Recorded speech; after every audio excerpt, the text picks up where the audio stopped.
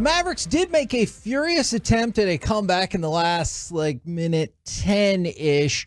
It comes up short. Was Klay Thompson walking on that one inbound? I kind of thought he was. Didn't get called. The Mavericks lose 104-100 to the Warriors. I thought they played their guts out. Because that's the biggest thing that you want. Yes. Win, lose, whatever. Did you give it your all? Look, that was a scheduled loss.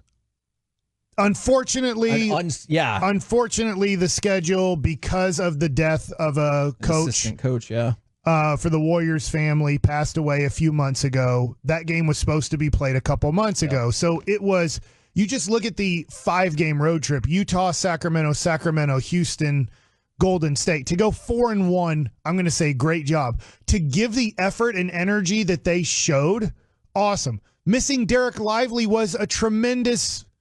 it hurts. I'm not trying to knock this guy. I don't care if Josh Green misses or not. We're fine without Josh Green.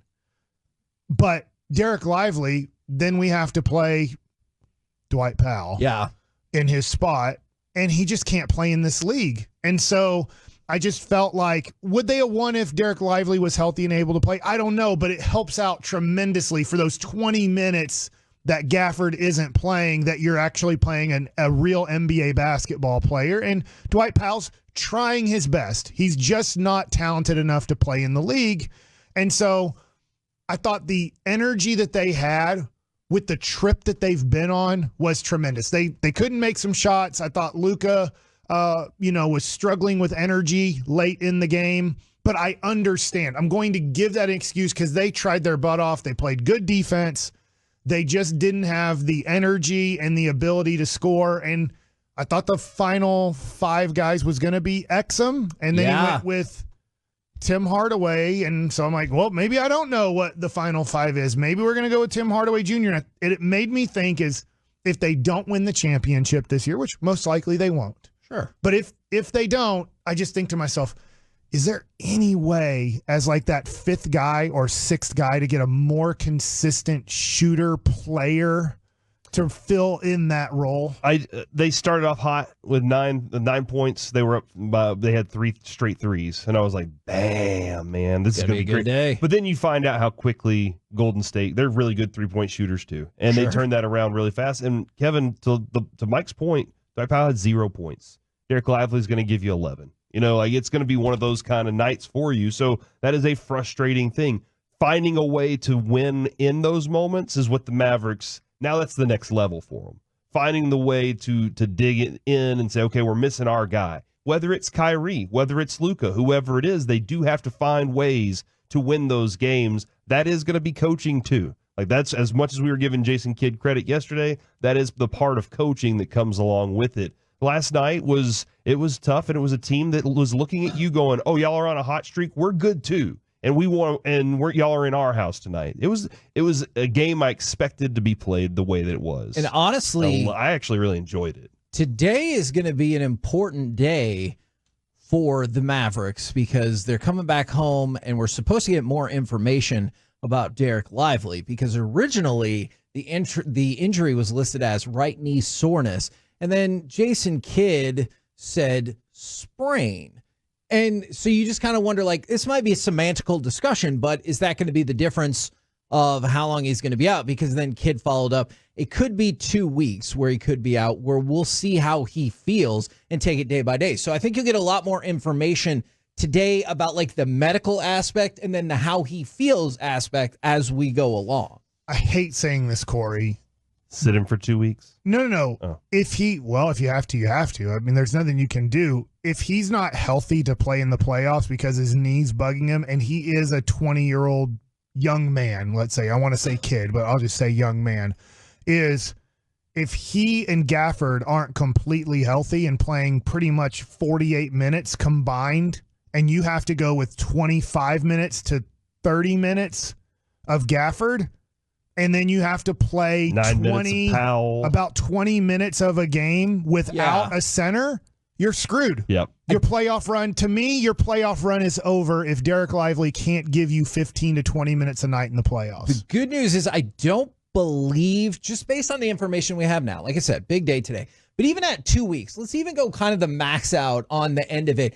that puts him back in time for the playoffs. Yeah. Now, will that maybe drop your seeding down? Obviously, you would think that is very possible, but that would put him back theoretically in time for the playoffs, and then I think it becomes a new ball game. I appreciate what you're looking at there. Here's my problem, and it's a problem that I think we should take a look at here, and we can't fix it, but somebody can.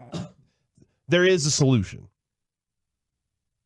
I don't know how many games I'll have Derek Lively for in the playoffs. Based on his rookie season, which it's a long season for a rookie to take on this much and have that many more reps in his career. Sure.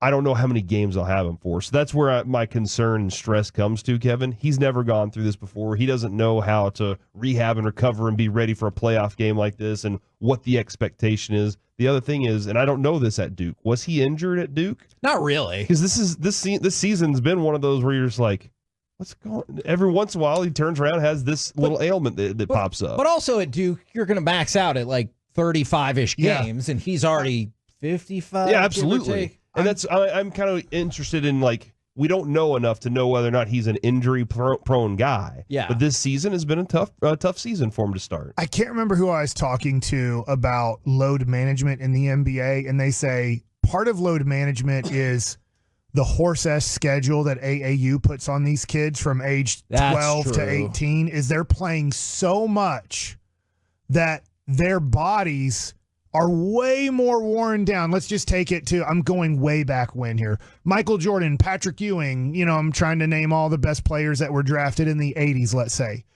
They weren't playing AAU basketball where they were averaging 6 games on the weekend, where you'd play they had to go play pickup games, 2 to 3 games. And I get they were playing, but I just, from what I understand, is the knees and everything are getting very worn down from what guys are doing. I should say kids are doing to their body. It's one of these things with baseball, right? It's now I'm going to basketball, and I've heard that basketball is having a major issue too, is that they are putting way too much on young kids.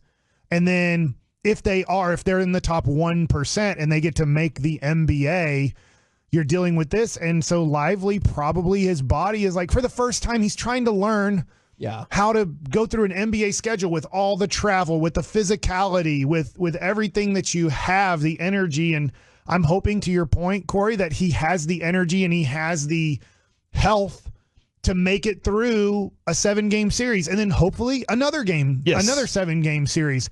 And I don't know, it is a lot on a 20-year-old to be able to not played like this long at this level. You got to handle him with baby diapers, still at this point until he gets a couple years in. Is that how that phrase goes? Yeah, white gloves. But baby diapers are even softer. But I guess that tells you, Mike, and it's going to be a couple of years you're going to need to do that, I think. And so you're going to have to invest again in another big for that because Morris isn't it. Dwight Powell's not it. Maybe Dwight Powell's a regular season guy. I don't know. I feel like this. I guess Dwight Powell's a fine third center for you.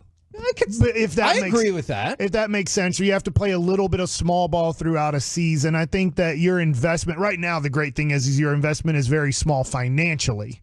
Gafford's making, I don't know, 12, 13 million. I believe that is correct over the next 3 and then you have Lively on a rookie contract for the next 3 to 4 years. And so the great thing is your investment is low in that position. But I think that you have that third center is going to play 40 games a year and average 10 minutes in those 40 games. So I think that it's really tough. I love what you're saying. And maybe you go get some kid that was undrafted out of college that you feel like you can develop. And, hey, like if I have to play him 10 I think that's minutes, a great idea.